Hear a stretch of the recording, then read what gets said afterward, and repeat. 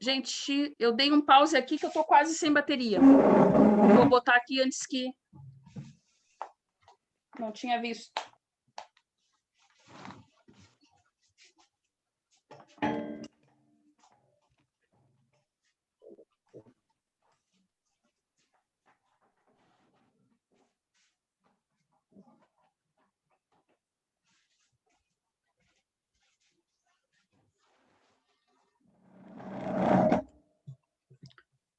Parece que tá gravando, acho que tá. Aí, acho que agora sim. Agora deu. Então, não estava gravando antes e eu julguei que sim. Tá. Isso mesmo. Desculpa, gente. Então, para concluir a conclusão das bombas aqui, das 8, né? O trabalho de uma bomba hidrostática é basicamente deslocar o fluido no local para o outro. Além disso, elevar para a pressão para que se possa realizar um trabalho onde exige uma força muito grande, incluindo a necessidade de ser usada em meio mecânico que exija uma complexidade e um custo maior para a realização do mesmo, e que ainda é feito com uma maior eficiência. Com certeza foi uma grande evolução a descoberta e o melhoramento desse equipamento, de grande utilidade, atendendo às demandas exigidas a todo mundo. Então, é isso aí. Perfeito, Rafa. Então, gente, o que ele conclui aí, né, que essas bombas, elas estão muito relacionadas, né, à pressurização. Para avançar em quê? Em deslocamento. Por isso que nós falávamos que são bombas de deslocamento positivos e que são muito usadas também, conforme ele falou, principalmente aí na construção, né? Onde a gente precisa, dentro desse vasto ramo aí da construção civil, né? Não só para a questão de abastecimento, mas também como dos maquinários, né? Que são aí com princípio de funcionamento altamente, né, hidráulico, né? Com fluido, né? Fluido, quando eu falo, né, água, óleo, dependendo do fim aí que nós estamos utilizando a bomba. Ok? Eu achei um material aqui com todas as bombas agora, explicando e mostrando elas num corte, tá? Ela tá desenhada, tem um corte, tu consegue ver tudo que tem um corte. Perfeito. Tu consegue ver a parte de engrenagens, ver a parte de funcionamento dela todinha. Vou botar no grupo isso aqui. Pode botar, baixa aí que eu acho interessante para estudo, né? Quem era o próximo? Rodrigo? Tu estava na aula ontem, né, Rodrigo? Chegou a pesquisar? O que tu pesquisou? Eu pesquisei ali do reservatório, né? Perfeito. Não tive uma pesquisa muito a fundo, porque eu estava enredado ainda com o trabalho ainda da outra disciplina ali. Foi mais um básico mesmo. Na relação aos tamanhos, não existe, né, tamanho definido, porque depende do que vai ser usado ali, da máquina, da quantidade de óleo, né, que vai precisar para alimentar a linha, né? E algumas funções, não sei se são as principais, mas eu acho que as mais básicas, né? Que é armazenar o óleo, né, que serve, né? A troca de calor, né, que é esfriar, né, que é resfriar o óleo ali, né, quando ele volta da linha ali para esfriar, e sedimentar partículas também, né, quando o sistema está parado ali, que fica naquela partezinha, fica no fundo ali do tanque ali. Foi mais ou menos isso aí que deu para dar uma pesquisada. Gente, tá perfeito, Rodrigo, é isso mesmo. Gente, o Rodrigo, na fala dele, né, tem duas palavras assim de fundamental importância para nós. Alguém identificou quais são? Falamos ontem.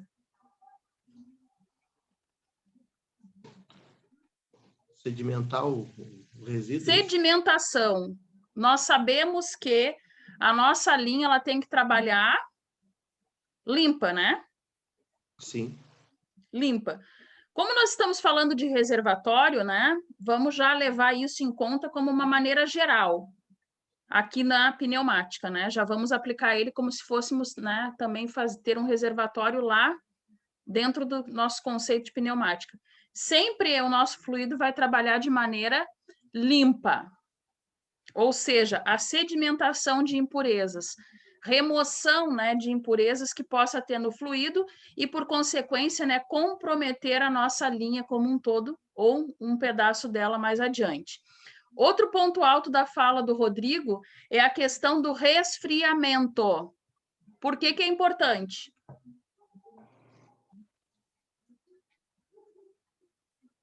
Para não perder a propriedade do fluido, né? Isso, uma questão de propriedade de fluido.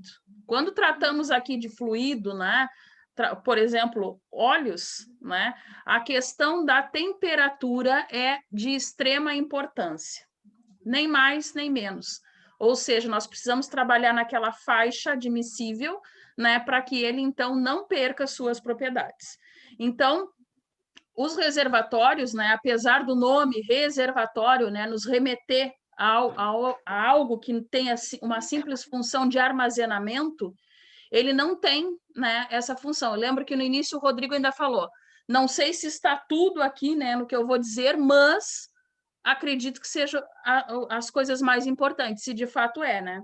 Então a gente acaba com aquele conceito de que ele é apenas um armazenamento, mas sim também algo que transmite aí uma questão de segurança, né, e de eficácia à nossa linha. Por quê? Porque ele tem a função de equilíbrio da temperatura e também de sedimentação. Beleza? Quem mais? Joguei no grupo aí, pessoal, um material aí de bombas aí, tá? Tem 34 páginas aí. Ah, valeu. Valeu. Gente, alguém mais? O seu Pedro saiu da aula? Eu lembro dele. Acho que o Douglas estava ontem. Tens alguma pesquisa, Douglas? Ah, professora, eu não tive muito tempo, não vou te mentir. Tranquilo. Eu só pesquisei dois tipos de bomba só que deu tempo quando eu cheguei em casa agora. Bomba de deslocamento positivo e as centrífugas. Ok. Queres falar para nós? Ou... As bombas alternativas, né, que elas são movidas por um vai e vem de um pistão. As rotativas que são movidas por rotação. E as centrífugas é que tem no meu trabalho lá, né, que eu conheço, né? Elas são usadas nas indústrias e suportam produto corrosivo, que é, no caso é que tem lá na Yara, lá, né? Tem bastante. Isso. Que Aí tipos de bombas tem estão na nossa classificação geral? qual? Aonde? Essa centrífuga. No caso, eles que Temos trabalham duas... lá na... Pode falar. Temos duas classificações, né, gerais para as bombas. As hidrostáticas e as hidrodinâmicas. Mas não deu tempo de pesquisar até aí. Mas aqui nós tínhamos apontado, lembram? Lembro. Vamos puxar aqui.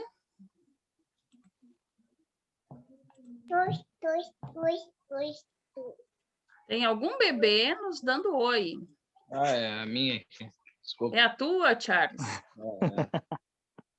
O telefone tá na minha barriga. Tá bom, já tá quer estudar olhando. desde pequena. Já deixa ela Já quer aí. estudar desde pequenininha, tá bom. Ô, Bom, Vivi, gente... se tu conseguir abrir esse documento que eu mandei aí, tá no grupo, dá para mostrar algumas fotos aí, tem. Vamos ver se eu consigo aqui. Os caras fizeram xerox e jogaram na internet. Jogaram aqui, mas não tem problema. Para nós importa é a fonte do estudo estando correta. Gente, então aqui o que o Rafa mandou. Deixa eu achar aqui. Acho que encontrei. Conseguem ver o arquivo? Sim. Vou tentar Sim. abrir. Então, aqui tem alguns exemplos. Eles primeiro colocaram as classificações gerais, né? O Douglas que falou agora, né? Por último. Isso. Douglas, quando eu te perguntava, né? Quando tu falou das bombas centrífugas, que era comum lá no teu trabalho, lá na empresa, né? Eu disse para ti quais são, aonde que ela está classificada dentro da nossa classificação geral das dois tipos de bombas. Ou seja, bombas hidrostáticas e hidrodinâmicas. Então, já de cara, nesse arquivo aqui que o Rafa nos enviou, já nos mostra. Nós temos também lá no slide da aula de ontem, né? Então, as bombas centrífugas, né? Elas estão aí classificadas como bombas dinâmicas. Se elas são bombas dinâmicas, significa que elas estão classificadas como as bombas hidrodinâmicas, aquelas que necessitam aí de força, né, e ação de velocidade para funcionamento. Correto? Tranquilo para todos até aí? Tranquilo. Então, aqui temos algumas fotos, ó. Por exemplo, aqui mostrando, né, o interior, o corte, né, de uma bomba, uma turbobomba, né, uma bomba dinâmica. Ó, aqui eles fizeram um apanhado, pelo que eu vejo, ó, mostrando rotor, quando né? elas são de simples, né? Não, esse é o que mais tem lá. Esse rotor aí é o que mais tem lá. Mais esse tipo aqui, Os rotor, as volutas. sim. Ó, a Aí a carcaça, voluta. né? As pás aqui. Aqui de novo, ó, a dupla. Uma carcaça mista. Aqui, ó, eles estão tentando mostrar em corte, ó, aquilo que a gente verificou ali em cima. Uma bomba centrífuga radial, ó. Naqueles tutoriais que eu falei para vocês, quando a gente vê lá o estudo dos compressores, nós temos, eu lembro de uma figura muito parecida, só que com animação, mostrando, né, como é que faz a circulação do líquido, né, do fluido aqui dentro. Ó, aqui com o rotor fechado. As axiais, o que significa ser axial, gente? Sempre o fluxo, né, ao eixo. Tudo que nós falar em axial significa que nós estamos falando, né, no eixo.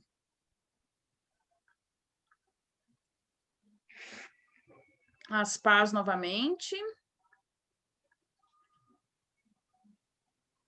Legal esse desenho aqui. Isso é gigante, Bem né? antigo. Gigantesco. Bem antigo. Bem antigo. Ó. Aqui, ó, eles estão falando uma bomba hélico-centrífuga, né? Então, mostrando aqui justamente... consegue-se ver, né, o eixo da bomba aqui, né, em formato de um helicoide, né? Então, aí leva o nome aí. Aqui também, ó. Nossa, esse desenho deve ser de muitos anos. Antigaço. Antiguíssimo. Tu tirou isso do baú, né, Rafa? Mas nos diz bastante coisas aqui. Olha aqui, gente, a questão, ó, um gráfico, tá, de rendimento. Zona de emprego com bom rendimento. Vocês sabem, né, que todo gráfico de rendimento nos leva sempre a uma curva de esterese, né, que a gente chama. Lembram disso lá da matemática? Não lembro, já sei. Aham. Então, significa isso, ó. Até eles fizeram aqui dentro do gráfico, né, mostrando que um lado a gente tem aí a altura manométrica, né? Eles botaram em metros, né, no rotor, e aqui pela rotação. Então, baseado nisso, né, vocês sabem, a gente consegue aqui, quando chega, né, na curva de bom rendimento, a gente consegue verificar, então, aí o quanto que está dando o rendimento da bomba, se ela é funcional para aquele determinado fim. Então, exemplo aí de gráfico, né, de rendimento aí para bombas centrífugas, nesse caso aqui. Aqui nós temos de novo, né, turbobombas, outros gráficos. Aqui eles fizeram também, né, a eficiência, ou seja, o rendimento da bomba, né, em percentual aqui, com base aí na velocidade. Mais aqui.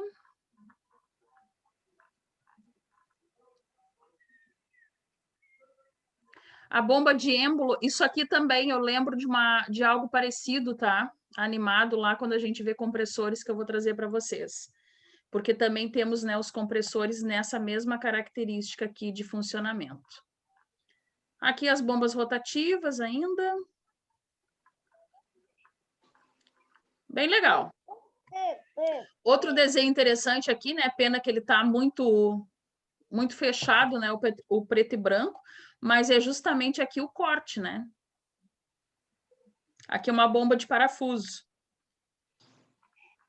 Então, aqui mostrando bem o corte.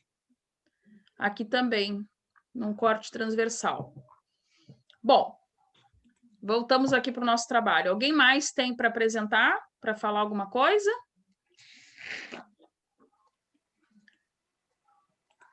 Eu não lembro mais quem estava na aula ontem, acho que o David mais, né? E o seu Pedro eu lembro, mas eu acho que o seu Pedro já teve que sair, estava no trabalho. Bom, gente, com base nisso, nós podemos começar... Eu não estava, tá? Eu não estava. Não estava, David? Não consegui pegar a aula ontem. Tá. Outra coisa, não sei se tu botou a aula de ontem já no YouTube. Não, a aula de ontem não. Eu não sei por quê. Acho que a internet lenta, ela demorou muito para converter o vídeo. E aí acabou ficando para hoje. Hoje eu com essa aula de agora eu já ponho as duas, tá bom? Tá bom, porque as aulas que eu perco, eu tento pegar no final de semana aí, entendeu? Tá, então tá. Tranquilo que hoje vai estar lá. Bom, gente, então, com isso que nós vimos, né, fizemos aí um apanhado, né, para compreender mais ou menos, né, o funcionamento das bombas. Conforme eu falei, faremos agora a retomada, né, do assunto novamente, quando nós formos estudar a linha e fazer um projeto de uma linha. O que nós temos que passar a falar hoje? Da nossa queridíssima pneumática, né? O que significa o estudo da pneumática? O que vocês acham? Primeiramente, para a gente compreender uma linha, né, de comando, a gente precisa entender, primeira coisa, o fluido que nós vamos estar trabalhando. Até aqui nós estávamos falando, né, de fluidos líquidos, né, de uma maneira geral. Sabemos aí que no caso nosso da mecânica, né, nós vamos estar falando lá de óleos, mas falamos de uma maneira geral, até para entender aí esses mecanismos, né, essas máquinas mais elementares que são aí articuladas para os dois casos. Mas na pneumática, o nosso fluido é outro. Qual outro fluido que é? É o ar. O ar. Gente, o ar, para que nós possamos compreender como que acontece, né, a nossa linha, como que acontece a captação, como que acontece lá, né, o nosso dimensionamento da linha, primeiramente a gente tem que compreender onde que está disposto o ar. Então, nós sabemos que nós temos uma atmosfera, né? Quem já lembra lá da geografia, né? Ó, agora não adianta vocês dizer que não gosto. Não é física, não é matemática, é lá a geografia que a gente estudava, não é isso? Ó, Rodrigo Rio. Nós precisamos entender como que funciona a nossa atmosfera. Como que funciona?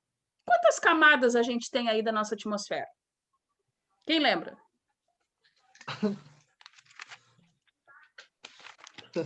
Essa risada não... Poxa, Rafa. Faz tanto tempo. Faz tanto tempo? Bom, em primeiro lugar, a gente sabe que a nossa atmosfera como um todo, né? Ela é subdividida em camadas. Concordam comigo até aí? Sim. Nós temos aí camadas com o nome de estratosfera, termosfera, mesosfera, troposfera. Aonde que a gente está situado? Atmosfera. Atmosfera. Sério? Tem tanto fera aí, bota mais... Tem tanta fera que a gente já nem sabe mais? Sim. Então, nós sabemos que nós temos aí subdivisões, né? Nós temos várias camadas Sabemos que cada camada dessa tem uma característica. Uma característica, né, de quê?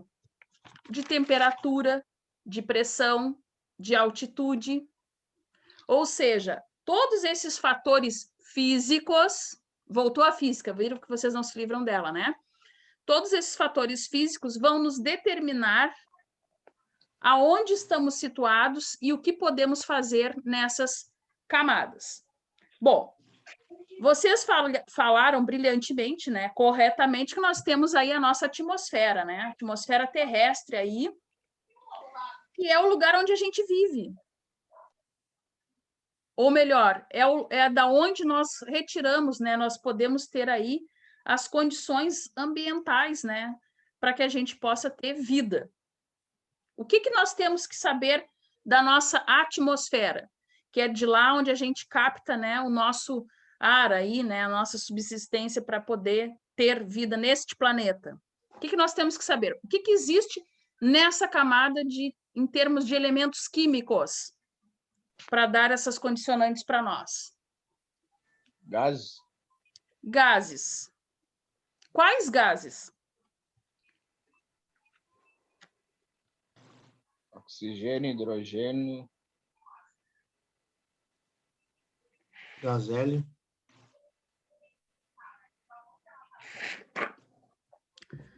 Ao que nos diga que nós temos aí três classificações.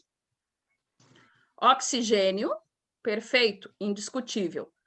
Em qual quantidade? Quem é que sabe? 21%. Mais ou menos 21%. 20,8%, né? Isso. Vamos arredondar a conta. 21%. Tá?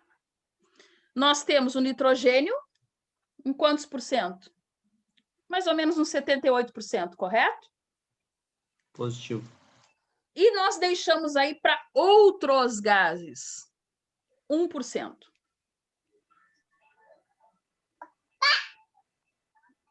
Isso aí eu lembro ainda. Isso aí eu lembro por causa do espaço confinado.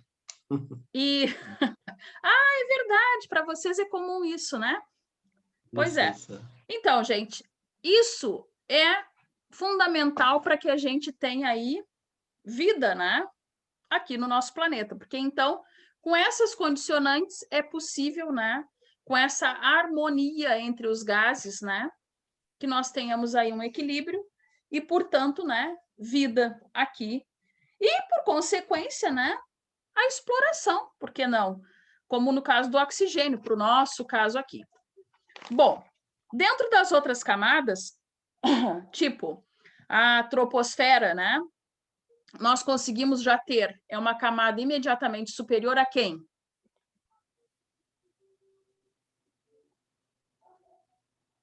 Atmosfera.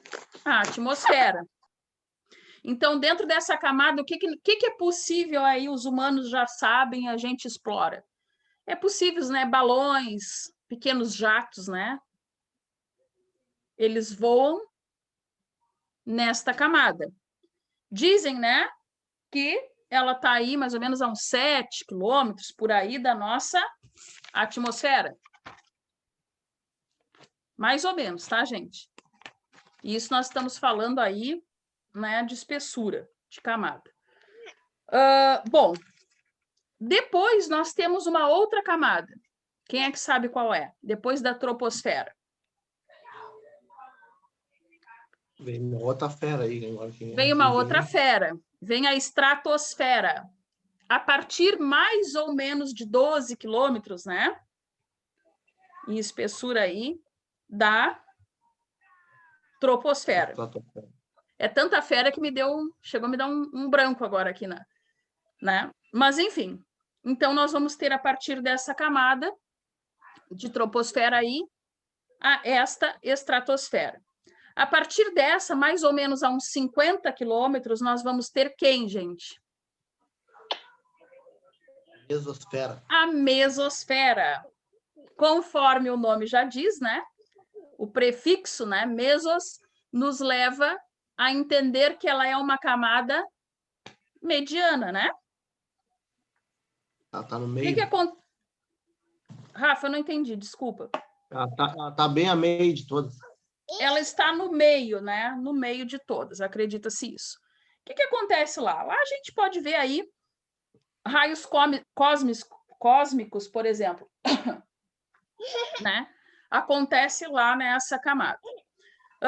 Depois nós temos também, a partir dessa, de 50 a 80 quilômetros, quem?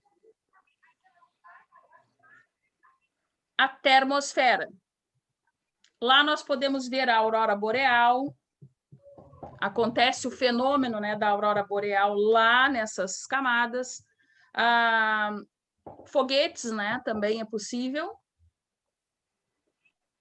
Então, depois, por último, né, a exosfera, ou seja, o fim, né? O espaço. O espaço. Gente, falamos aí de aurora boreal. O que é a aurora boreal, só para não passar em branco, se alguém não lembra?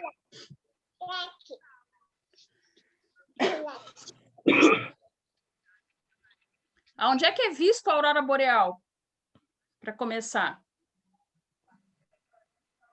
A aurora boreal é um fenômeno por causa dos gases, né? Perfeito. A aurora boreal é considerado um fenômeno físico devido à ação de vento solar, né, que chamam, junto com os raios, né? Com impacto aí das partículas, então, deste vento, né? Com as altas aí temperaturas aí da atmosfera. Então, ocorre esse fenômeno. Aonde que esse fenômeno é assistido melhor? Né? Nos trópicos. Beleza? Todo mundo lembra lá da escola? Sim. Sim, né? Então, é possível ver. Existem alguns que chamam a aurora austral, né? Então, aí é só uma correlação de como ela é chamada de acordo aí com seus polos. Aí no Polo Norte, né, e nós aqui também chamamos muito de aurora boreal, mas sabemos que quem está lá no hemisfério sul, nós, né, alguns aqui chamam, né, pelo outro nome. Até aí, tranquilo? Tranquilo, né? Então, vamos procurar aqui no nosso slide o nosso roteiro da aula de hoje. A gente tem que começar, então, a conceituar a pneumática. Uma vez nós já tendo, né, conversado como que acontece, da onde, né, que nós tiramos aqui os nossos recursos, de qual local, né, de toda aí a nossa camada, né, de atmosfera, né, já sabemos, pela nossa conversa aqui, podemos então fazer os conceitos. Então tá aqui, o breve estudo aí da atmosfera que a gente acabou de ver, que ela é formada aí por gases, né, já falamos, oxigênio, nitrogênio e outros gases. Outros gases aí, tanto gases poluidores como gases essenciais, que não teria, né? Naturais, enfim. Qual é a função da nossa atmosfera? Também, apesar de não termos falado aqui na nossa conversa, né? Mas nós temos que entender que a nossa atmosfera ela tem função de proteção, proteger a vida, né? Absorver radiação ultravioleta, aquecer a superfície, né, por meio da retenção de calor. Gente, por que a gente fala muito, né, na irradiação aí dos raios né, ultravioletas? Por que os cientistas falam muito disso? Da proteção da camada de ozônio, né? Essas questões. Por quê?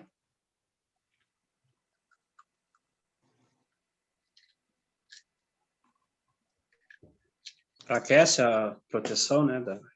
Isso, porque o que acontece? Quando a gente fala, a gente sabe que existem outros gases na nossa atmosfera. Alguns são de origem natural, tem que ter mesmo, né? Porque é componente aí da formação dela naturalmente. E outros são gases, né, nocivos. Então, como a gente sabe que esta camada, né, que essa superfície ela tem que ter aí a função de proteger da incidência solar dos raios ultravioletas, são nocivos, né, à saúde humana, à vida humana. Quando a gente tem o descuido, né, de emissão de gases, enfim, e causa buracos, né, a gente sabe que existe, em alguns pontos dessa camada, a gente está rompendo essa superfície. Lembra quando a gente conversava ali, nós falamos, né, a altitude, e eu falei para vocês a camada, que cada subdivisão, né, tipo, da atmosfera para a troposfera e assim por diante, nós temos aí camadas. São camadas fininhas? Não, né? São camadas aí grandes, quilométricas, mas que os gases têm aí condições de perfurar. Quando a gente faz isso, a gente rompe essa proteção e então causa aí esse dano que é muito discutido, né, aí na comunidade científica, que é intimamente, né, ligado aí aos extremos de temperatura. O que ocasiona os extremos de temperatura? Apenas superaquecimento para nós aqui e resfriamento para outros né, no outro hemisfério? É só isso?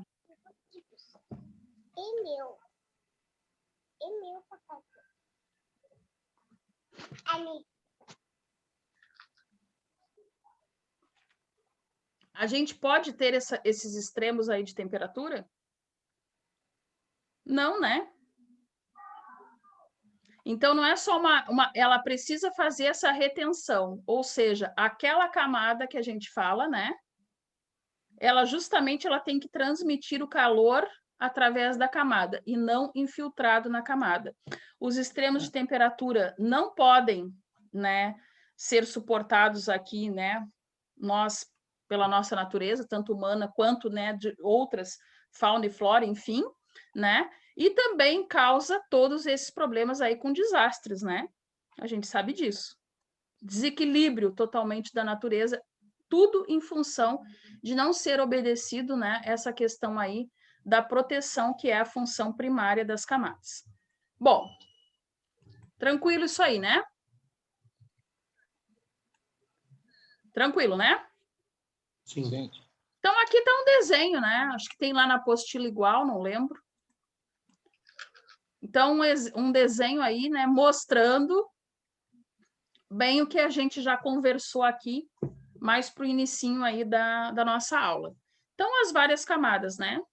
Nós temos lá a nossa atmosfera e depois nós temos aqui a sequência delas, né? A troposfera, aqui mostrando, né, alguns fenômenos que a gente tem, naturais, né? E também aí o que a gente pode explorar dentro dessa camada. Depois dela, nós temos, então, a famosíssima camada de ozônio, que fica na estratosfera, né? Aqui foi simulado, né, uma incidência aqui de um raio, mostrando que ela é uma camada espessa, ó, antes da troposfera. Então, imaginem a importância que tem, né, que ela não é nem na divisão aqui com a nossa atmosfera, ela é mais adiante. Estamos falando aqui de 50 quilômetros. Não sei se vocês lembram aí o que eu comentei com vocês, né? A altitude de cada uma, mais ou menos. Então, o desenho está aqui mostrando, né, o que a gente já havia conversado. Até aí, ok? Sim. Sim, né? Então, vamos para o próximo slide. Então, novamente aqui, né? Troposfera, mais próxima da Terra, ou seja, mais próxima ao que a gente conhece aqui, né? Ao que a gente vive, o nosso ambiente da atmosfera. Mais importante para a vida na Terra, né? Na linha do Equador, mais ou menos aí 20 quilômetros. Nos polos, 10. Né? Isso porque a gente sabe, né? Daquela certa curvatura, né? Que nós temos aí no nosso globo. A troposfera, o ar que respiramos, né? Fenômenos naturais, poluição do ar também está ali, aviões de transporte de carga e passageiros, né? Que eu já tinha comentado com vocês, e uma variação aí de temperatura de 40, mais, né? Ou menos aí 40 graus Celsius para menos, né? 40 graus Celsius. Gente, por que está aqui, né? Eu não coloquei a citação mais ou menos, mas a gente acredita que fique sempre em torno disso. A partir disso, tanto para mais quanto para menos, como que fica a nossa situação? Se isso entrar em desequilíbrio, a questão da temperatura. Vai dar ruim, né? Fica péssimo, né? Então, ela precisa aí, e ela varia mais ou menos nesse equilíbrio aí de temperatura para uma questão de vida, né? Bom, baseado nisso, né, não vamos estudar cada uma das camadas, né, o que acontecem lá, somente o que é importante para nós, a gente começa a poder caracterizar aí a pneumática. Aqui, todos os conceitos é o que vocês já sabem, né? Nosso fluido é o ar, são elementos aí simples de execução, menor custo, né, quando apresentam problemas. Quando eu falo isso, né, numa outra ocasião, numa outra aula, um menino chegou a me comentar, tá, mas a implantação é alta nos elementos pneumáticos. Mas o que a gente tem que levar sempre em conta, gente? Custo-benefício. Perfeito. O custo-benefício, né? Eu nem lembro se eu cheguei a colocar no slide ali, mas é exatamente isso. A pneumática ela tem essa característica. Ela entrou para ficar, de uma maneira mais ampla, né? Por quê? A gente sabe que a implantação é alta, às vezes o custo, né, de implantação é alto, mas o teu retorno é rapidíssimo. Concordam? Sem contar que ar é uma energia limpa. Aonde que a gente vai ter sujeira desse tipo de recurso aqui de linha? Somente no filtro. Nos filtros, que são justamente locais pré-definidos dentro da nossa linha para ser, né, purgadores, para ser locais ali de retenção, né, de sujeira. Então, assim, ó, é uma energia limpa, é uma energia barata, o ar é abundante, não temos problema, né, para obter ele, e também não temos aí grandes problemas caso tenha algum tipo de vazamento. Então, o que é o custo desse tipo, né, de linha pneumática? É justamente na implantação. Mas por quê? Por causa da linha em si? Não, né? Por causa dos mecanismos que compõem essa linha, que são aí lá frutos, né, da mecatrônica, que a gente sabe que são dispositivos aí, elementos um tanto mais caros. Mas até aqui tudo tranquilo, né? Elementos simples de execução também. Por que eu digo isso? Porque basicamente nós vamos ter uma linha, nós vamos ter uma linha tronco, né? Nós vamos ter uma linha ali de distribuição e uma linha ali de alimentação. Ponto. Acabou-se. Nós vamos ter que ter uma região ali onde nós vamos ter a geração de energia, né, na bomba, um armazenamento com os compressores e deu. Então, é uma linha muito simples de ser desenvolvida. Eu diria que o maior problema que alguns possam ter é resolver a equação matemática para achar o diâmetro da linha. O restante é simples manutenção. Bom, então, as vantagens, né? Gente, essa cor aqui tá boa para vocês enxergarem? Em vermelho, tá bom? Senão eu mudo. Bom, vantagens, né, da pneumática. Já falamos, né? O ar é um insumo aí ilimitado na natureza, né? O transporte, o ar pode percorrer tubulações simples, sem linhas de retorno, como os sistemas hidráulicos. Lembram lá na pesquisa do Rodrigo?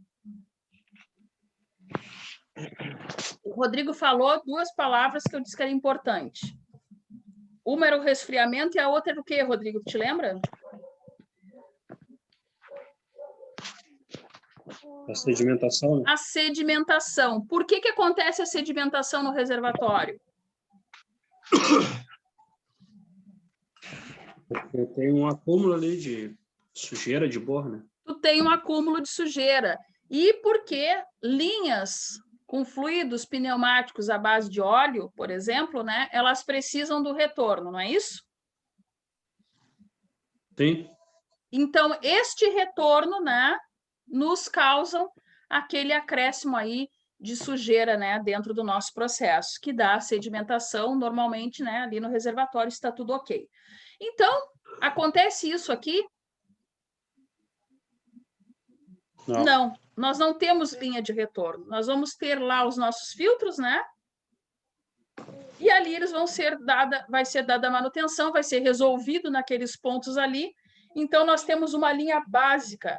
Linha básica que eu estou dizendo é conforme eu já comentei aqui com vocês. Uma linha tronco, as ramificações, né, para alimentação, para distribuição e o ponto ali da alimentação. Ponto final. Então, são linhas muito simples mesmo, né? Não é só porque o papel está bibliográfico. Não, elas são e vocês conseguem ver isso lá na prática. A temperatura. Não importa a variação de temperatura, o ar é insensível. O que eu quero dizer com isso? Interessa para a minha linha se o ar está mais quente, mais frio? Não. O ar é ar, sempre. Insensível às oscilações, né, diferente aí dos olhos. O que eu quero falar, então? E lembrar vocês. Lá, quando a gente fala de fluido, que é óleo, a temperatura, ela precisa ser mantida constante. Constante de que jeito? Na faixa adequada ao óleo que nós estamos trabalhando e que os nossos equipamentos permitem que seja trabalhado ali. Então, qualquer pico de temperatura não previsto na nossa linha, nós temos ali comprometimentos, correto? Correto. Então, aqui não importa para nós. Olha, hoje está muito frio, o meu óleo está muito viscoso dentro da linha, eu tenho que verificar a temperatura, oscilar. Não existe isso. Ela vai funcionar sempre, sem grandes problemas. Outra vantagem, segurança, gente. Coisa que numa linha pressurizada, né, normalmente com óleo, a gente tem aí muito mais, né, procedimentos a ser seguidos, né, do que uma linha pneumática. Sem explosões ou incêndios, o ar, ele é altamente combustível? Não.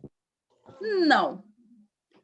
A gente sabe que o ar, depois de ter um processo de incêndio, ele facilita, ele é um facilitador da propagação do fogo. Isso a gente sabe, isso a gente conhece. Porém, ele não é sozinho combustível. Ele precisa, né, de um elemento ali para que se, então, propague o fogo. Então, essa linha, né, de gás, de pressurização, né, gás, quando eu falo gás, eu estou me referindo ao ar, ela é altamente segura por esse motivo. Ela não tem grandes riscos de explosões aí ou incêndio. Claro, quando eu falo de explosão aqui, né, eu não posso esquecer que estamos tratando de linha pressurizada. Não estou dizendo para vocês que aqueles protocolos para mexer na linha, por exemplo, para dar uma manutenção, não sejam necessários. Todos entendem isso, né? Sim, sim. Primeiro passo, né? Vou dar manutenção da linha. Não me interessa que é uma linha pneumática, né? Que não tem. Eu vou despressurizar a linha, eu vou esperar aquele tempo, eu vou fazer o teste e depois sim eu abro, né? Para que eu possa conseguir fazer a manutenção. As pressões em pneumática são baixas, né? Em torno aí de 6 a 12 bar. Bom, daqui a pouquinho a gente vai ver, né? Esses 6 a 12 bar são as pressões de regime e as pressões de trabalho. Ou seja, né? Aquela pressão que eu tenho para mim, para que eu consiga, né, ter ali como recurso de alimentar a linha, e a pressão com que eu efetivamente trabalho com os meus equipamentos dentro da linha. Beleza até aí? Diz a pressão que trabalha efetivamente, então, a partir do manômetro, seria isso? Seria isso. A gente vai ver que a gente tem a pressão de regime e a pressão de trabalho, que nem eu falei. A pressão de trabalho ela vai ser um tanto mais baixa. Correto? Correto. Tá? Vou voltar aqui no slide. Bom, o padrão construtivo da nossa linha. Baixa pressão, elementos de comandos esbeltos, leves e baixo custo. Gente, por que, né, que eu posso classificar aí como elementos esbeltos? Por que que eu consigo atenuar os meus custos justamente por ter elementos aí mais leves na linha? Um exemplo para vocês. Se eu estiver trabalhando com uma linha de óleo, se eu não tiver declividade suficiente para que o óleo chegue de uma ponta a outra, vamos supor, o que que eu tenho que fazer com a linha? Colocar uma bomba mais robusta. Uma bomba mais robusta. Se eu não tenho, às vezes aumentar um pouco a tubulação.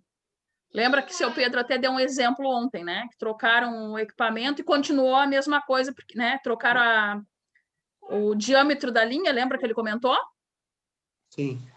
Não trocaram os outros elementos, o que não foi eficiente, o que não funcionou de nada. Então, o nosso trabalho... Na realidade, trocaram a bomba, né? Trocaram a bomba e não trocaram a linha. A linha permaneceu. E não trocaram a linha. Perfeito. Por que que acontece isso? Numa linha de óleo. Erro de dimensionamento. Erro de dimensionamento. Adianta eu ter uma bomba que vai me mandar, que tem mais potência para mandar aquele fluido, se o meu fluido, com a viscosidade que ele tem, ele não comporta dentro da linha? Não adianta. Ou eu enterro a linha, apesar da bomba mais potente. Enterrar a linha, que eu digo, é aumentar a declividade, que aí eu consigo trabalhar melhor o meu fluido, fisicamente falando, ou eu aumento o diâmetro também. Então, isso é uma desvantagem imensa de linhas, né, de comando hidráulico. Muita desvantagem. Por quê? Porque eu tenho que mexer praticamente em todo o meu projeto por causa que eu ultrapassei a faixa limite, por exemplo, né, de fluido circulante ali na linha. Então, gente, a linha pneumática não existe isso. Ela é uma linha, né, que ela trabalha com faixas bem esbeltas. O ar precisa ter declividade? Não. Não. O ar tem problema com viscosidade e densidade? Não. Sabemos, né, que todo elemento tem as suas características lá básicas, né, químicas básicas, mas o ar não tem isso. No entanto, que é uma despreocupação total da gente a questão aí da temperatura. Se eu tivesse problema, né, com viscosidade, eu teria, então, esse tipo aí de preocupação. Então, essa linha se torna, só nesses aspectos, muito mais eficiente, muito mais interessante de ser empregada aí na indústria, porque ela não precisa aí de muito espaço para ser colocada, né? E nem de nível, né? Que é um grande problema hoje em dia, a gente vê nas obras aí, às vezes para chegar com tubulações, né? Dentro do que já existe, porque aqui em Rio Grande mesmo a gente sabe que tem muitas fábricas antigas, né? Então, no meu caso, que para a Eringer, por exemplo, que eu fiz projeto de incêndio e de esgoto. O que acontecia? Nós já tínhamos, né, a adutora da Corsan para receber. Então, tu já tem aquela linha que tu tem que largar o teu emissário existente. Então, como é que tu faz? Tu tem que levantar muito, né, o teu chão de fábrica para que tu tenha nível para levar tudo aquilo, ou então tubulações aí astronômicas. Então, nesse caso aqui, né, não há esse problema. Até aí, ok? Sim. Sim, né? Outra vantagem, altas velocidades, entre 1 e 2 metros por segundo ao quadrado.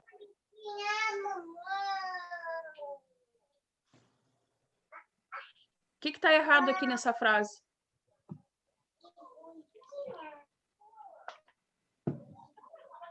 O ar é metros cúbicos, eu acho. Se mede. Não, eu estou medindo velocidade e botei aqui unidade de aceleração. Ninguém se deu conta, né? Tá? Corrigi já aqui. Gente, parece pouco? pouco se nós estivéssemos aí andando de automóvel, né? Mas para uma linha, tá muito bom. Regulagem. Ela não tem instrumentos de regulagem. Por que ela não tem instrumentos de regulagem?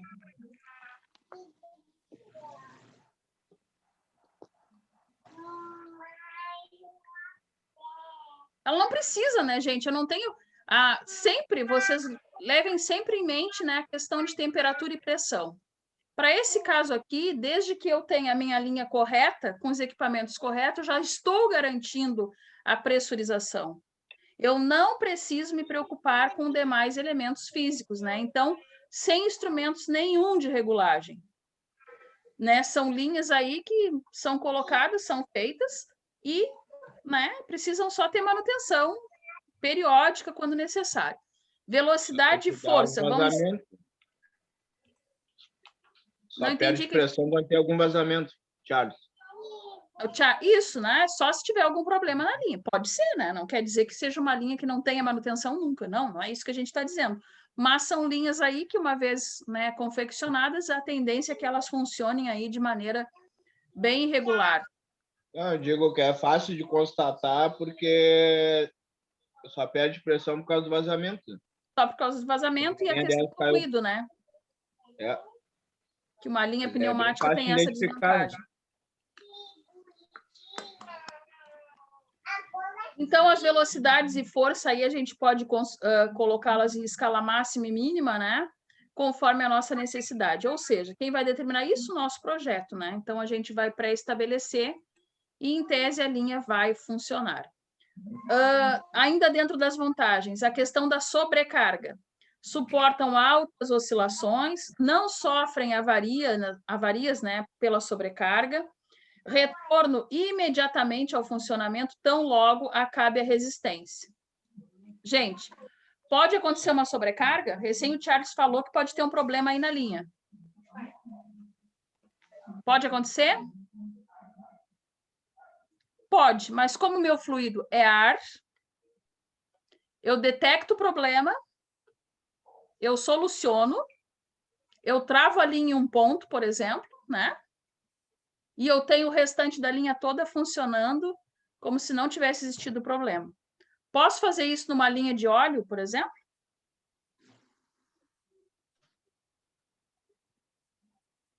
O que acham? Desde que tenha alguma válvula para fazer um desvio, sim, né? Desde que tenha subterfúgios na linha, sim. Se não tiver, eu estou com problema aí por 1, 2 dias até eu resolver o que houve. Sem contar que as minhas bombas, elas suportam sobrecarga, por exemplo?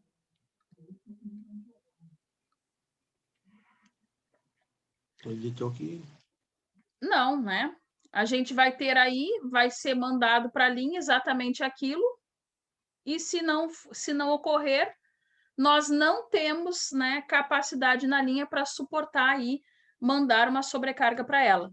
Explico isso fisicamente para vocês. Como é que a gente pode observar isso de maneira bem lógica, bem simples?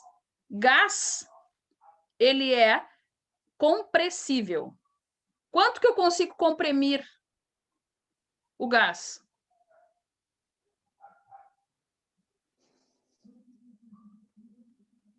O quanto eu quiser, o quanto eu puder. Correto ou não? Sim, de acordo com o reservatório. Exato. Então, assim, ó, por esse motivo bem simples, fisicamente falando, que a minha linha, ela suporta alguma sobrecarga, né? E ela volta ao funcionamento tão logo cesse o problema, de maneira imediata. Por quê? Pela capacidade, pela propriedade física do gás. Nós chegamos a conversar isso na primeira aula, lembram? Nós conversamos sobre isso, nós vamos ver agora mais adiante de maneira mais contundente. Então, é uma propriedade física. O gás, ele é altamente compressível. Lá na escola, a professora fazia com a gente aquele exemplo da seringa, né? apertava-se na ponta da seringa ali, né? Apertava-se o êmbolo e a gente comprimia aquele ar até quando eu tivesse força para suportar. Conforme eu soltava o êmbolo, o que que acontecia? Retornava à posição de origem. Perfeito. A seringa, o êmbolo da seringa retornava à posição de origem sem perda. Ou seja, esse exemplo que a gente fazia de maneira muito inocente lá na sexta série, sétima série, na escola, comprova o que nós estamos hoje estudando aqui. A eficiência, a eficácia aí que nós temos numa linha pneumática, né? E a grande vantagem que ela tem. Bom, prosseguindo. Agora, né, você sabe que nem tudo pode ser sempre bom a vida toda, né? Temos algumas pequenas desvantagens na linha. Que também é pertinente, né, gente? Não nos dá problema em mais nada.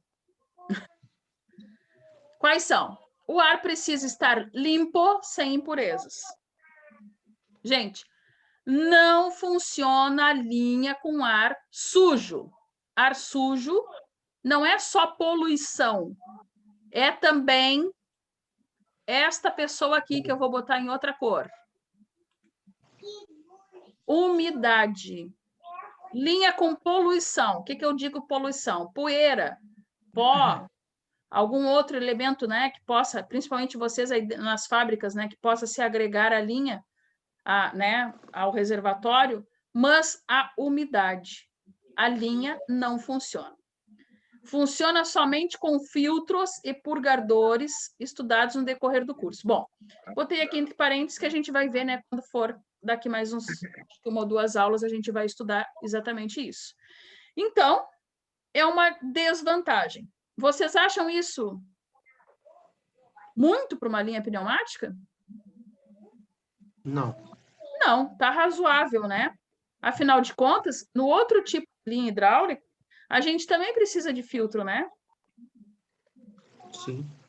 E ainda precisamos de um reservatório que nós possamos ter ali a sedimentação, né? A decantação de tudo que foi ruim, né? Que o filtro não... Então, essa linha se torna ainda muito mais atraente, né? Do que o outro método. Bom, compressibilidade.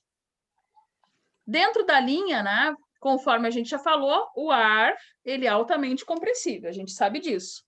Mas não permite velocidades uniformes e constantes, né? Não possibilita controles de ciclos precisos. A gente não viu lá, alguns slides atrás, que a gente não tinha seletores, né? Algo que pudéssemos ali fazer controles na linha, né? Lembram disso? Sim. Então, a gente não tem nenhum tipo de regulador nessa linha. Conforme já falamos aqui exaustivamente hoje, a nossa linha vai se comportar, né? Lá, a nossa bomba, o nosso compressor, a linha, os purgadores, os filtros, alguma válvula, né? Que a gente vai precisar ter aí, né? Na parte das alimentações da linha. E, enfim, é só isso. Nós não vamos ter grandes, né? Elementos ali de regulagem como a gente vinha, né, trabalhando e sabe que existe lá no nosso outro método. Bom, outra desvantagem, escape de ar. Expansão ou retração do ar, né, de um atuador provoca ruídos ergonomicamente desconfortáveis. Falamos aqui na primeira aula, onde é que fica lá o nosso setor dos compressores? O fundo da fábrica. No fundo da fábrica. Então, é a última coisa, né, que nós vamos ter. Por quê? Pela questão, né, do ruído. Então, aquilo é constante. E, por consequência, ergonomicamente, muito ruim ali, né, para a questão da exaustão, né? Fica maçante nos trabalhadores que estão próximos. Então, os custos, né? Implantação de custo alto, a gente já sabia, né? É um custo elevado para implantar, não por causa da linha em si, mas principalmente dos elementos ali acoplados, né, de origem lá na mecatrônica, que são caros. rentabilidade do equipamento somente no período da produção. Mas a gente pode ver, né, que são linhas que se pagam muito, né, rápido.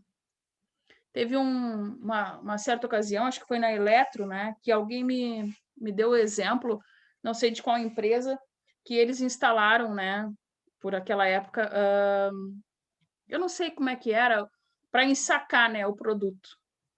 E ali diz que naquela mesma safra se pagou a linha. Então, eu não sei o local, né? Desconheço, assim, porque eu não trabalho dentro da indústria, mas acredito, né? É na Yara, Vivi. É na Yara?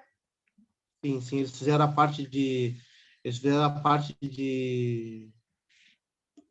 Fizeram o isolamento térmico, na realidade, né, dessa linha. A Eletro fez a parte de isolamento, tá?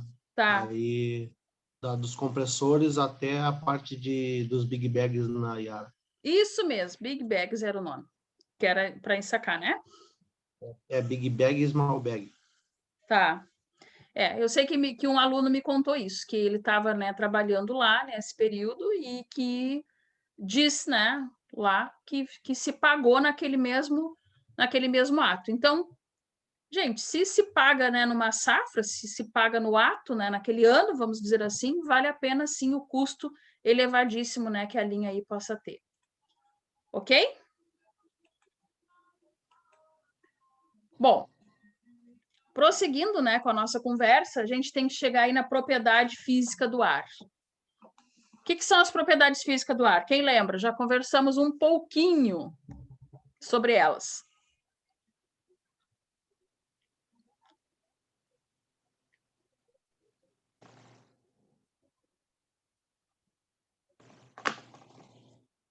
Gente, por que eu posso ter... Pode falar, Rodrigo. Do oxigênio, que falamos? Sim, falamos. Mas, assim, por que eu posso dizer que essa definição, né, está perfeita aqui para o nosso estudo de pneumática, levando em conta as propriedades físicas do ar? Aqui eu estou colocando para vocês, né, que nós temos aí basicamente 3 propriedades. Tem mais, né, mas basicamente 3 propriedades que conferem, né, a pneumática aí um status, né, de ser algo aí com custo baixo, limpo e rentável. Então, quais são elas? A gente sabe que o ar, ele se comporta muito bem em diversas situações. Primeiro, o ar é altamente compressível, conforme eu falei para vocês. Correto? Correto. Então, só nesse caso, eu já tenho meio, né, muito mais de meio assunto, né, que eu preciso para ter uma linha pneumática. Concordam comigo? Qual é a base de uma linha pneumática? Não é a pressurização? Sim. Então, o ar ser altamente compressível, né, eu consigo já ter aí uma eficácia da minha linha, né, e das minhas propriedades físicas do ar, sendo aí um grande favorável, né, a esse sistema. Bom, o ar, ele tem como se expandir. Tem, né? A gente já viu que sim. Então, vamos começar pela primeira propriedade física, a questão da expansibilidade. Bom, sem forma definida, adequa-se ao recipiente que o mantém, muda de recipiente sem esforços. O que eu quero dizer com isso?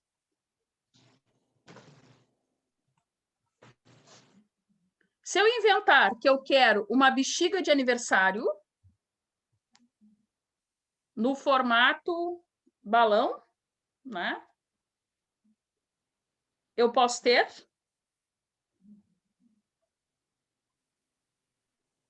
Sim. Sim.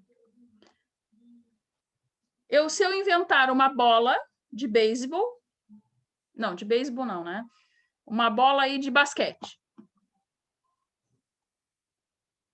Eu posso ter? Posso.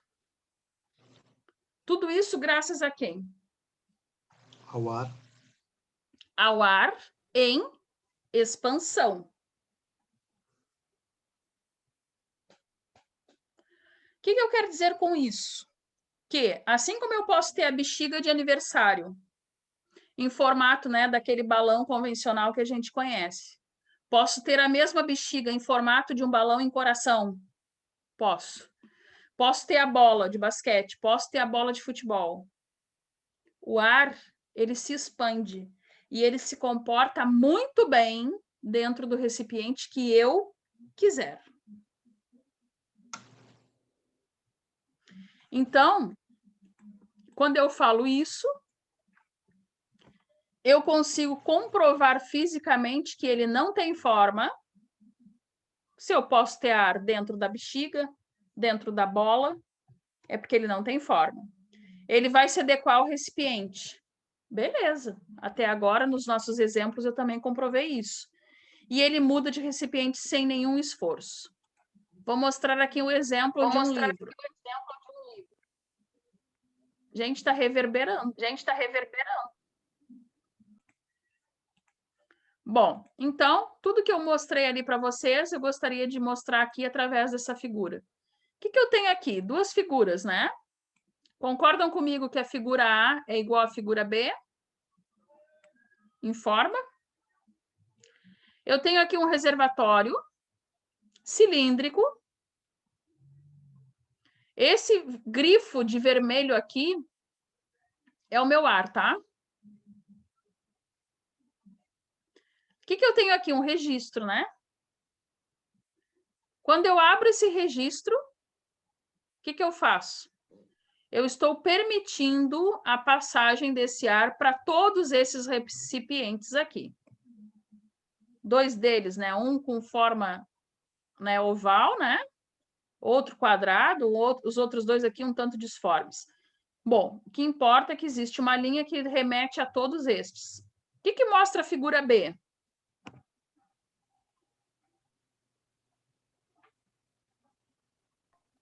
Alimentou toda a linha, né? Claro. Ele alimentou toda a linha. Gente, este cilindro, comprovadamente, alimentou toda esta linha e mais ele.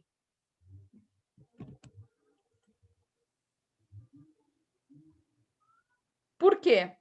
Porque o ar, a gente sabe que ele expande e sabe que ele comprime. Ele estava altamente comprimido aqui dentro. Neste caso, ele tomou a forma de todos os recipientes. Então, isso é uma propriedade física, tá?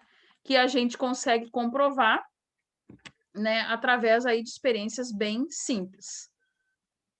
Outra propriedade que nós temos pode-se insuflar ar o tanto quanto deseja em recipiente fechado. Comprovadíssimo isso também. Eu falei o exemplo da seringa, né? É como se eu estivesse insuflando o ar ali. Claro que aquele, né, a gente aperta e o ar fica. Eu vou ter uma força, né, de empurrar, né, aquele ar ali, aquele êmbolo, né? E ele ficará uma camada, sei lá, de 5 né, ml que tem a seringa até 2, por exemplo. Talvez um de vocês, com aplicação de mais força, né, consiga empurrar o êmbolo muito mais e fique aí em 1%, em 1 ml, marcando, né, na seringa. Então, isso mostra que o ar é altamente compressível. Sumiu o ar dali quando eu faço isso na seringa? Não, é o mesmo, só que comprimido. Então, quanto mais insuflar em um ambiente, mais pressão interna. Isso é interessante. Quanto mais eu insuflo ar, mais pressão interna. Posso dizer com isso que esse é o princípio físico que faz, por exemplo, a bola quicar? Sim. Sim. Consigo entender várias coisas, né? Consigo entender, nesse caso, né, que em função de eu ter insuflado muito ar ali, eu consigo deixar completamente aquela vasilha, né, chamada, que a gente chama de bola, com ar suficiente para que ela, então, tenha movimentos. Se eu não tiver a pressão interna maior, no caso da bola, o que acontece com a bola?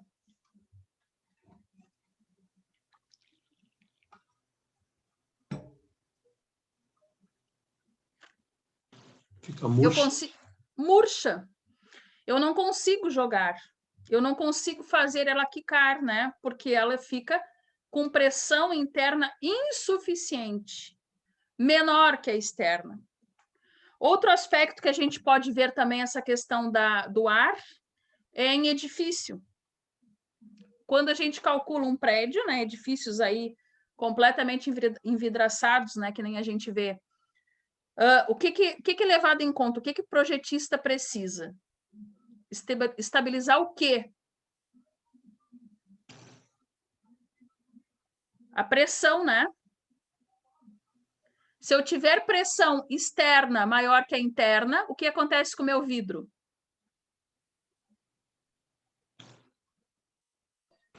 Vai quebrar, né? Quebra, rebenta.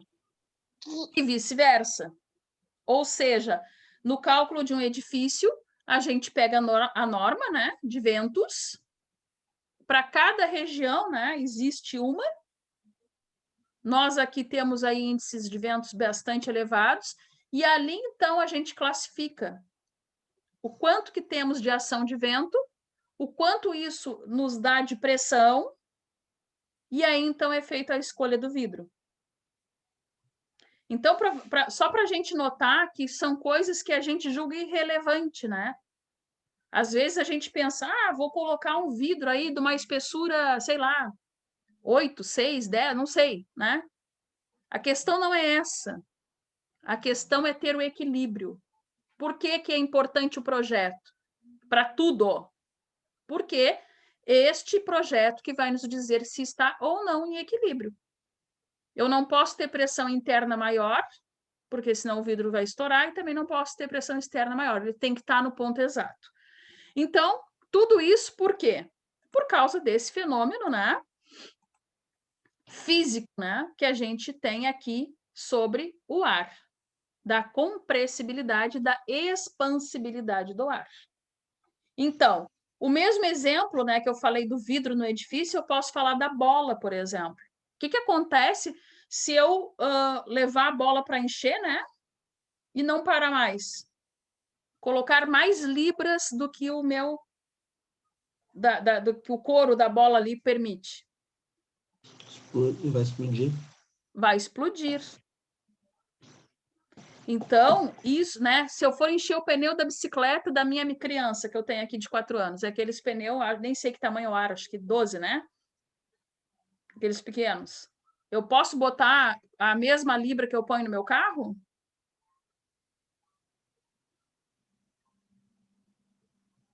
Não, né? Nós temos que botar de acordo com a capacidade, apesar de que o ar se torna compressível quanto a gente queira. Mas o equilíbrio, né, das pressões é necessário. Correto até aí, gente? Tudo tranquilo? Sim. Bom, então, novamente, olha o exemplo que eu já falei bastante aqui para vocês. O que é isso aqui? Uma seringa. Uma seringa, né? Aqui nós temos o êmbolo da seringa.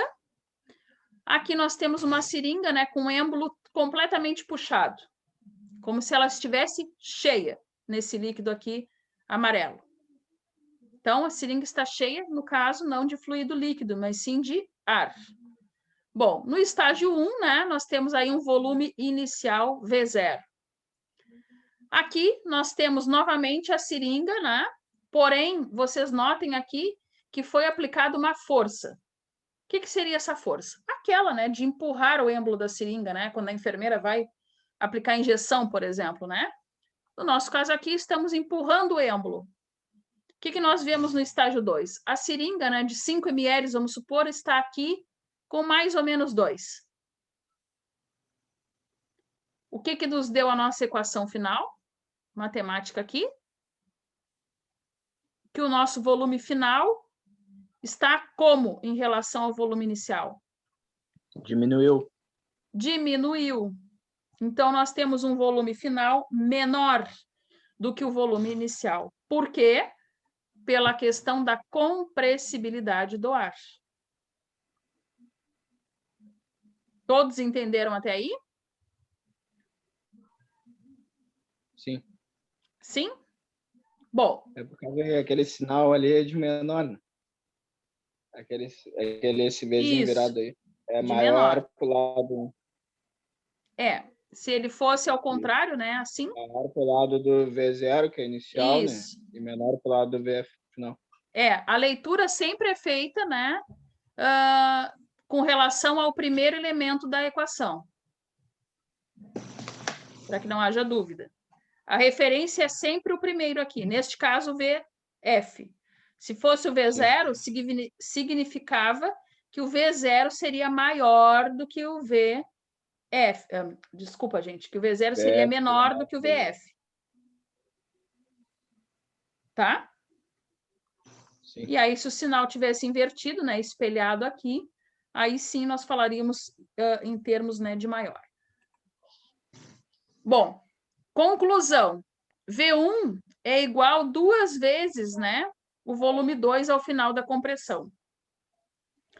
Então, aqui a gente tem um enunciado, ó, praticamente. Vou até sublinhar aqui para vocês.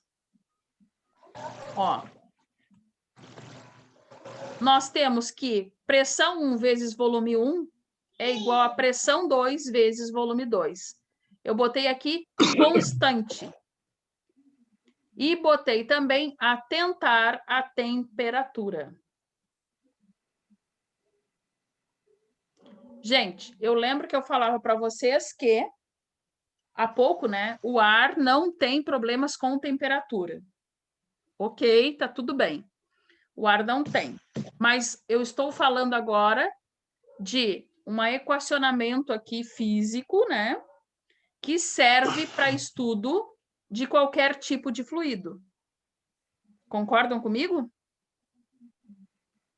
Sim. Vocês vão ver aqui comigo, logo em seguida, que esta mesma equação eu consigo falar de gás, conforme eu estava falando agora com vocês com respeito ao ar, e consigo também fazer cálculo ali de elevador hidráulico, por exemplo, que vocês vão fazer. Então, por isso, atentar à temperatura. Não estou dizendo que mudamos o conceito só porque mudamos aqui o assunto. Não. O conceito de pneumática continua o mesmo, mas a equação que ela vai servir para todo tipo de fluido. Beleza? Tá? Bom, a questão da elasticidade. O ar também pode ser chamado de elástico. Por quê? Porque no fim do esforço, o ar volta ao estado inicial. O exemplo mesmo da seringa, que nós falávamos. Quando eu aperto, eu estou comprimindo, mas se eu soltar o êmbolo, eu tenho ali a volta imediata do meu êmbolo, né, ao ponto inicial, de maneira que eu tenho a mesma quantidade de ar dentro da seringa, o mesmo volume. Então, isso chama-se elasticidade. Então, tá aqui. Esse é exatamente o exemplo, né, ao contrário do que nós falamos agora há pouco. Eu tinha, então, no estágio 1, a presença, né, de uma força no êmbolo, que deixava, né, a minha seringa aqui com volume menor, comprimido, né? E quando eu larguei, ela voltou, então, a ser... Atentem aqui o sinal que o Charles tinha falado, né? O volume final ficou, então, maior do que o volume inicial. Ok? Bom, então, faremos o seguinte. Vamos retornar à nossa aula amanhã. Eu quero mostrar uns vídeos para vocês, beleza? Sim. Com respeito a esse assunto, para a gente poder ir avançando. Ok? São 8:45, eu estou vendo já alguns cansados. Tá? Então, Tá amanhã bem. eu abro a sala de novo, né? E nós nos encontramos aqui para continuar o assunto. Qualquer dúvida, se precisar de alguma coisa, estou sempre à disposição. Beleza? Beleza. Boa noite. Boa noite, então.